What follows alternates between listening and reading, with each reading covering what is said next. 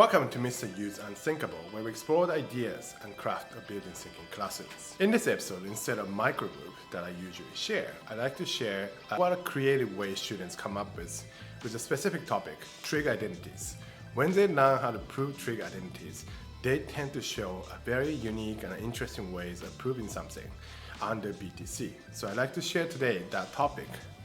Now, prior to that lessons, at the beginning of the lesson, I just share these identities that we explored coming to this lesson. So we spent like a few days on sum and difference identities and double angle identities. And we can look at, okay, this is what we know so far. Today, we're gonna, instead of exploring and manipulating these identities, we're gonna prove something that we don't know for sure yet. So all I said to the students was, okay, I'm going to give you a bunch of statements, and we're hoping that's true, and we're showing that's true statement. And that's all I said at the beginning. I gave a bunch of questions on a community board, and that's how we started the lesson. Now, in this lesson, I gave a bunch of thin-sliced questions of trig identities, one by one, and students solved different questions. And students tend to come up with 3 different types of proving something. Without me prompting anything, all I said was we're just trying to show something, some statement that is true somehow. And students went to try to solve the question, and they showed 3 different distinct proofs. I'd like to share what kind of a proof students tend to come up with in today's episode. So type 1 proof is a typical one that you might be familiar with. And this one is, I'm using example of prove cosine x times cosecant x times tangent x is equal to 1. I'm using the identities that we looked at before that students tend to change. Okay, that's cosine x, cosecant x is 1 over sine x, tangent x is sine over cosine x. They tend to write down these equal sign because without me prompting anything, they just assume this is a true statement. Even though I said that we're trying to prove this is a true statement, they tend to do this. And then they keep going until they see that, oh, the cosine and cosine cancels out, and sine cancels out, so it just becomes 1. At the consolidation phase, I just adjust a little bit because they have this kind of loosely defined idea of what proof means. So all I said is, okay, we actually don't know if this is equal to 1 yet, and that's why we're trying to prove something. So I'm going to erase this part because we don't know what happens. Left-hand side statement says this, and I'm hoping it becomes 1. But I keep changing. It did become 1. And that is equal to right-hand side. So that's one way of proving direct proof of left-hand side is equal to right-hand side. So this is the type 1 proof that students tend to come up with. They tend to show that with equal, which I just need to adjust a little bit at the consolidation phase. Now, type 2 proof is right here. I want to show what students will come up with. Cotangent x over secant x is equal to cosecant x minus sine x. Type 2, I call it, as the type 1 is called like direct proof, left-hand side equal to right-hand side. Type 2 is no algebraic manipulation, and you need to go backwards. So no algebraic manipulation and go backwards is what I call it, and I will explain why that's called that way. So they try to prove cosine of x over sine x over 1 over cosine. They just change it in terms of sine and cosine. And they also do that on the other side as well. Cosecant x is 1 over sine, and sine is sine. And notice that, once again, they tend to keep the equal sign all the way to the end.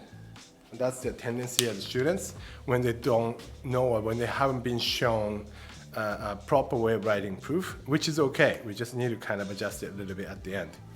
So they keep changing both sides, and here they multiply the cosine of x times sine of x over cosine of x times sine of x on both top and bottom, and they got cosine of x squared, and they got sine of x.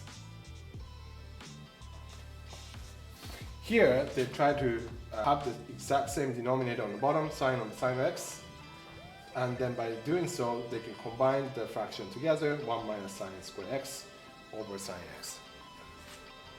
And they recognize that one of the identities that cosine of square x is equal to 1 minus sine of square x. So they can make it same. Now, technically, this is not a proper proof, but students tend to come up with this type 2 that I just need to ask them, okay, so which of the statement is actually absolutely true? And students say the bottom one. Bottom one must be absolutely true. A is equal to A. Now, if this is true, this becomes true. If this is true, this becomes true. And if this is true, this becomes true. And if this is true, this becomes true. So I just tell them, okay, this is a good proof as long as we write down from the bottom and going backwards. So I just tell them, let's say on the assessment or test day, if they have time, they should rewrite it from here. Starting from here, if they keep going, so starting this one at the top, and keep going backwards this way, we can prove this is a true statement. So in this case, we don't have any kind of algebraic manipulation. We just change the form until it becomes the same, and then we just go backwards. So this is type 2 proof that students tend to come up with. Last one is type 3. Type 3 is algebraic manipulation and going backwards. And I'm going to explain why it's called that way. So I'm using this example, 1 minus cosine 2x over sine 2x is equal to tangent x. And the students change this into, oh, let's multiply sine of 2x to the other side. Now, in a proper proof, this is not allowed, but hear me out. So you multiply the sine of 2x to the other side, just like algebra. They try to manipulate the variables. And then they realize cosine of 2x identity is 1 minus 2 sine square x. And then sine of 2x is 2 sine x cosine x. And then tangent x is sine x over cosine x. By canceling the cosine x, we get 2 sine square x. And this side, 1 minus bracket of 1 minus 2 sine square x. So when you expand it, you get 2 sine square x. Once again, I just ask them, okay, which of the statement is actually absolutely true? And they tell the last one is the true statement.